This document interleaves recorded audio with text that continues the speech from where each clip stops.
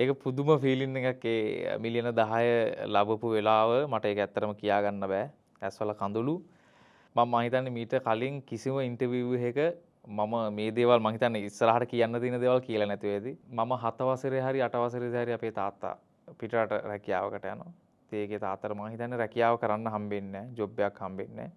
ඉතින් ඒ කාලේ හරි අමාරු කාලයක් වුණා අපේ මුළු පවුලටම. ඉතින් මං හිතනවා මගේ ඉගෙනීමත් ඩ්‍රොප් වෙන්න පොඩි හේතුවක් ඒක වෙන්නේ නැති කියලා. මම හිතන්නේ ඔබට මාසෙට ඩොලර් 50000ක් හොයන එක අතිශය සාමාන්‍ය දෙයක්. ඔව්. මම ආයේ සාමාන්‍ය පෙළින් නවතිනවා මම. රටවල් ගානකට ගිහිල්ලා තිනවා. එහි රටවල් ටූරිසම් ප්‍රොමෝට් කරන්න. හැබැයි අද වෙනකන් ලංකාවේ මම හිතන කිසිම දෙයකින් මට අද වෙනකන් කතා කරලා නැහැ කියලා. මම කවදා හරි ජීවිතේ මැරෙනවා නම් මම මැරෙන්නත් ඕනේ මේ රටේ ඇතුළෙමයි. මං කිව්වා මම රස්සාවල් ගොඩක් කරලා තිනවා. කුලී රස්සාව කරලා තිනවා. ඒ හැමදේම කරලා තියෙනවා. මට ජීවිතේ ඕනම දෙයක් කොට්ටුයි. ඕනම දෙයක් කරලා තියෙනවා. මේසන් බාස්ලත් එක්ක අත්අඩට ගිහිල්ලා තියෙනවා මම.